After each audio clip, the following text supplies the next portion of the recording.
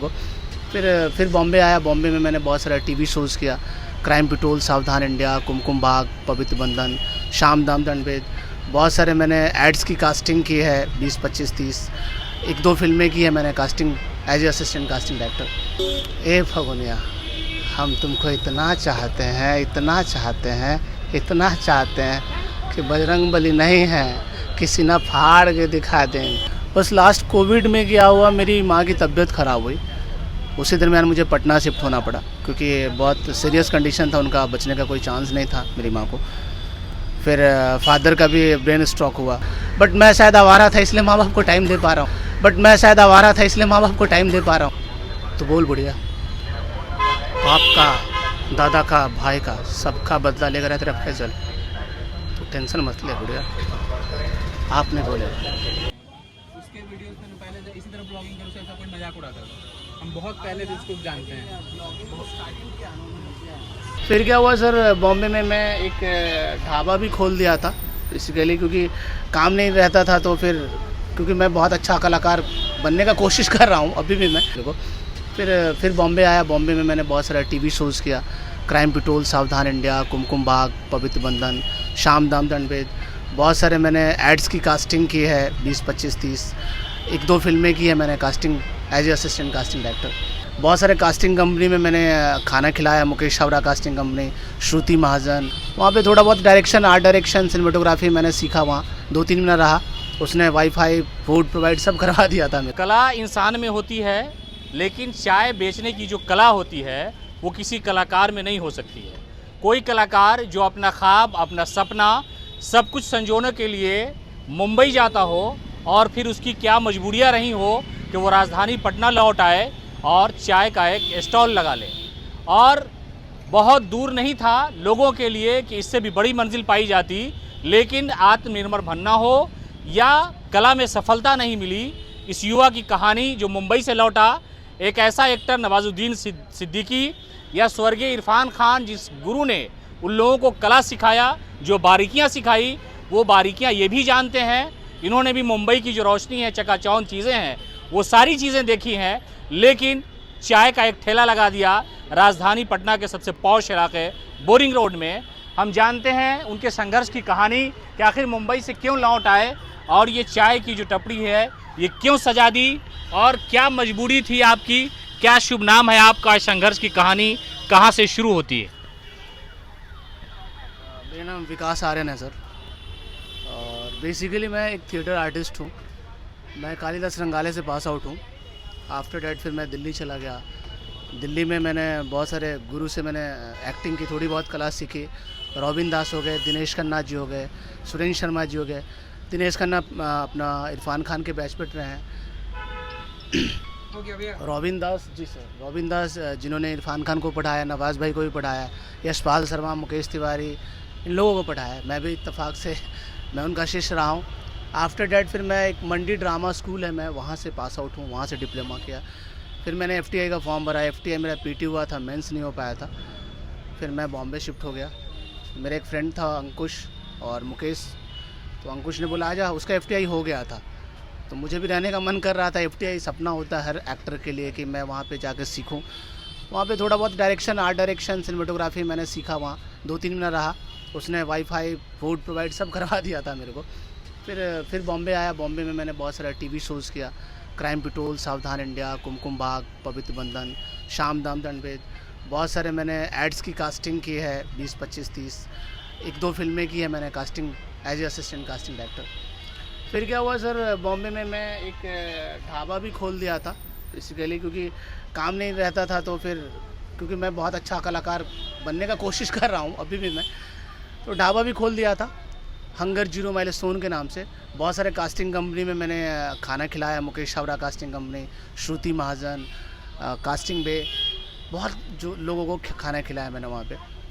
फिर 1 से 2 ढाबा किया मैंने। फिर कुछ समस्या हुई। नहीं, आपने क्राइम पेट्रोल जैसा एक पॉपुलर शो किया जो हर घर में लगभग देखा जाता है, कुमकुम किया, ये भी बहुत पॉपुलर है, लेकिन कौन सी ऐसी मजबूरी थी जो आपको पटना खींच लाई, और पटना लाई भी तो आपने चाय की दुकान खोल ली? जी सर, मैंने भी बताया सर, बॉम्बे में मेरा ढाबा चला रहा था मैं, हंगर 0 माइलस्टोन के। बस लास्ट कोविड में क्या हुआ, मेरी माँ की तबीयत ख़राब हुई, उसी दरमियान मुझे पटना शिफ्ट होना पड़ा क्योंकि बहुत सीरियस कंडीशन था, उनका बचने का कोई चांस नहीं था मेरी माँ को। फिर फादर का भी ब्रेन स्ट्रोक हुआ कुछ ही दिन बाद, 7 डेज़ बाद। तो क्या होता है ना सर, जब अगर आप माँ बाप बूढ़े हो जाते हैं, अगर आप उनको टाइम नहीं देंगे कौन देगा। मुझे लगा पटना रहना चाहिए मुझे, फिर पटना आके शिफ्ट हो गया मैं। मेरी माँ आज भी कहती है ठीक है, नाउ टाइम दोनों ठीक हैं वो लोग, माँ बेड रेस्ट पे रहती हैं वो, हमेशा उनका मंथली वीकली चेकअप होते रहता है। बट उनका कहना होता है कि जाओ कुछ काम करो। बट क्या होता है सर, मैं बॉम्बे रहूँगा फिर टेंस रहेगा। अभी नाउ टाइम मैं सोच रहा हूँ वो थोड़ी ठीक हो जाए, फिर जाना आना तो लगा ही रहेगा। मतलब कुल मिलाकर के एक युवा जो ये सोचता है कि माँ बाप का प्यार, माँ बाप की सेहत की देखभाल के लिए आपने अपनी कला को कुर्बान कर दिया, ये बड़ी कुर्बानी आपने दी।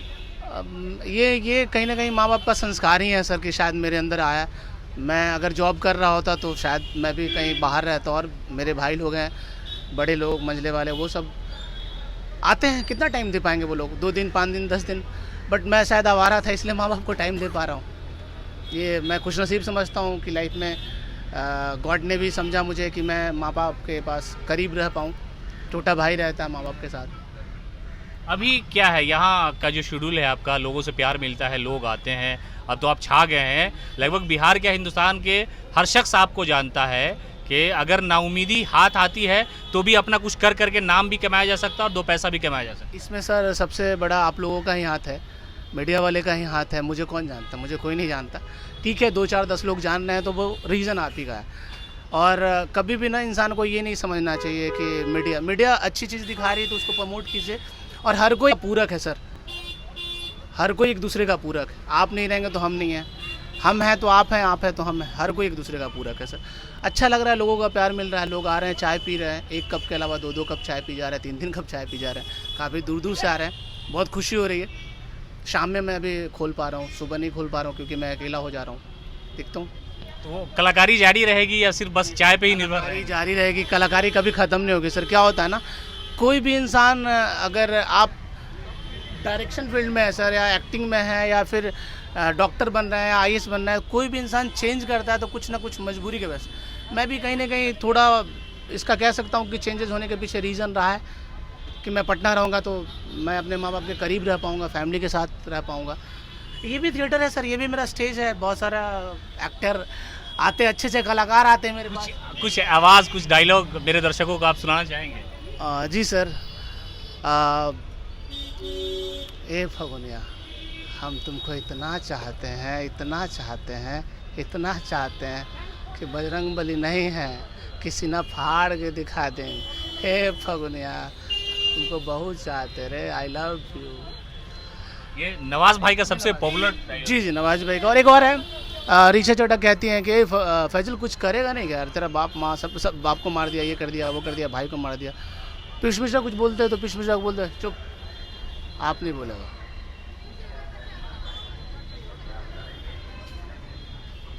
तो बोल बुढ़िया, बाप का, दादा का, भाई का, सबका बदला लेकर है तेरा फैजल, तो टेंशन मत ले बुढ़िया, आप नहीं बोलेगा, आप चुप रहे, सबका बदला लेगा। तो ये कहानी है एक्टर चाय वाले की। मजबूरियां उन्होंने बताई कि आखिरकार पटना आना और ये स्टॉल लगाना क्यों ज़रूरी था, इसलिए कि कला को हमने अलविदा कह दिया, लेकिन कला आज भी है। इसी चाय की टपरी से कला।